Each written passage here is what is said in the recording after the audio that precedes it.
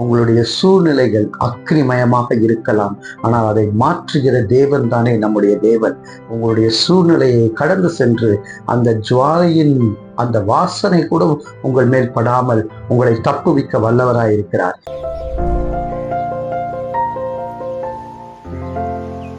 கிறிஸ்துவுக்குள் மிகவும் பிரியமானவர்களே, தன்னையே பெருமைப்படுத்திக் கொள்வதற்காக நேபுகாத் நேசார் 60 முழம் உயரமும் 6 முழம் நீளமும் அகலமும் உடைய ஒரு பொன்னினாலே செய்யப்பட்ட சிலையை வடிவமைத்து எல்லாரும் அதை வணங்கணும் அப்படின்னு சொல்றான். அப்போ 3 வாலிபர்கள் ஷாத்ராக், மேஷாக், ஆபேத்நேகோ சொல்றாங்க, நாங்க எங்க கடவுளை வணங்குவோமே தவிர இப்படிப்பட்ட உன்னையே பெருமைப்படுத்திக் கொள்ளுகின்ற இந்த சிலையை நாங்க வணங்க மாட்டோம் அப்படின்னு சொல்லும்போது அவங்க சொல்றாரு, நீங்க வணங்கலன்னா உங்களை நாங்க அக்னி ஜுவாலையில போட்டுடுவோம் அப்படின்னு சொல்லும் பொழுது அவங்களுடைய விசுவாசத்தை பாருங்க. நீங்க எங்களை அக்னி ஜுவாலைக்குள்ள போட்டா கூட எங்களை காப்பாற்றுவதற்காக எங்களுடைய தேவன் கடவுள் வருவார் என்று சொல்லி இவங்க வைராக்கியமா சொல்றாங்க. இதை பார்த்ததுமே இன்னும் நேபுகாத் நேசாருக்கு பயங்கர கோபம் வந்து விடுகிறது.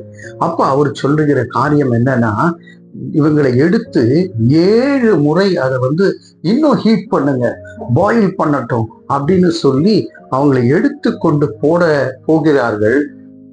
போனவங்க கூட சுட்டு எரிக்கப்பட்டார்கள்.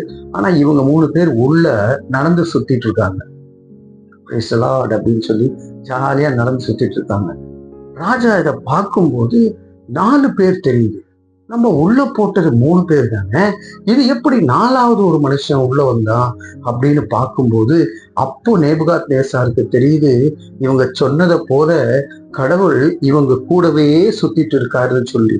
ஐயோ, நம்ம பண்ணது தப்புன்னு உணர்ந்து அவங்கள அக்னி ஜுவாலையிலிருந்து எடுக்க சொல்லும் பொழுது, அவங்கள எடுக்கும் பொழுது பிரியமானவர்களே, அந்த அக்னி ஜுவாலை அவங்க மீது அந்த வாசனை கூட இல்லாம கடவுள் காப்பாற்றி இருக்கிறார். இன்றைக்கு உங்களுடைய சூழல் எப்படியாக இருக்கிறது? பலர் இப்படி அக்னி மயமான ஒரு ஜுவாலைக்குள்ள வைக்கிற போல உங்களுக்கான சூழ்நிலையை உருவாக்கி இருக்கலாம், இல்லை நீங்க கடந்து சென்று கொண்டிருக்கலாம். வேதம் சொல்லுகிறதை பாருங்க. தானியேல் 3வது அதிகாரம் 25வது வசனத்திலே, அதற்கு அவன், இதோ 4 பேர் விடுதலையாய் அக்னியின் நடுவிலே உலாவுகிறதை காண்கிறேன், அவர்களுக்கு ஒரு சேதமும் இல்லை, 4ஆம் ஆளின் சாயல் தேவபுத்திரனுக்கு ஒப்பாயிருக்கிறது என்றான். அப்போ 4வது சாயல் தேவபுத்திரனாய் அங்கே உலாவி வந்த தேவன் இன்றைக்கு உங்களோடும் கூட நடந்து வருகின்றார். உங்களுடைய சூழ்நிலைகள் அக்னிமயமாக இருக்கலாம், ஆனால் அதை மாற்றுகிற தேவன் தானே நம்முடைய தேவன். உங்களுடைய சூழ்நிலையை கடந்து சென்று அந்த ஜுவாலையின் அந்த வாசனை கூட உங்கள் மேல் படாமல் உங்களை தப்புவிக்க வல்லவராய் இருக்கிறார்.